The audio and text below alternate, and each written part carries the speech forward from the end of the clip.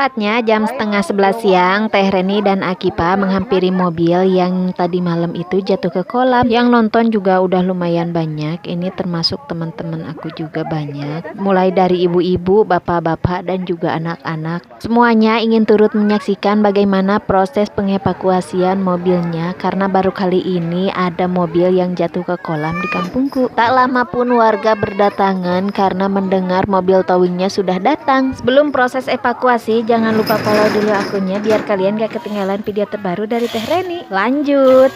Oke teman-teman, tanpa basa-basi semua tim dari mobil towingnya mempersiapkan untuk proses penderekan mobil dengan menggunakan takel rantai supaya penderekannya segera berlangsung. Di sini dapat kita lihat ternyata yang nonton bukan cuma ibu-ibu aja, banyak sekali anak sekolah juga yang mengunjungi menyaksikan proses pengevakuasian mobilnya. Proses pengevakuasian pun berlangsung dan takal pun dipasangkan ke pohon kersen dan sebagian tim yang lainnya mengikat mobil menggunakan rantai. Pengemudi mobil pun yang tadi malam jatuh ke kolam ikut menyaksikan proses pengevakuasian mobil. Alhamdulillah kondisi pengemudi saat ini baik-baik saja, cuman tadi malam aja shock yang ia rasakan.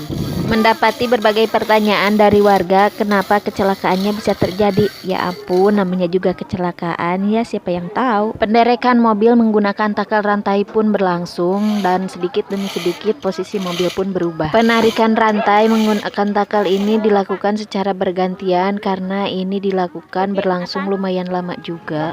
Jadi kalau penarikan takelnya dilakukan sendirian itu bakal nguras waktu lebih lama lagi karena ini juga dilakukan dengan bersama-sama aja. Proses pengevakuasian berlangsung lebih dari 2 jam. Karena posisi mobil sudah semakin naik ke darat, akhirnya penangguhan takel rantai pun dipindahkan yang tadinya di pohon kersen jadi ke ban mobil. Sampai-sampai yang menarik rantai takelnya aja itu kelelahan, padahal itu bergantian sampai sebanyak 5 orang. Alhamdulillah posisi mobil pun semakin dekat ke jalan dan mobil towing pun berpindah posisi memindahkan takel rantai supaya mobilnya bisa ditarik langsung oleh mobil towing. Nah, pada saat penderekan mobil menggunakan mobil towing, orang-orang yang berada di sekitar mobil pun harus menyingkir karena ditakutkan ada kejadian yang tidak diinginkan. Proses pengevakuasian ini dilakukan dari mulai jam setengah 11 sampai jam 12 baru di posisi seperti ini. Proses penderekan mobil menggunakan mobil towing ini dilakukan secara pelan-pelan karena ditakutkan ada kerusakan tambahan kalau ditarik sekaligus.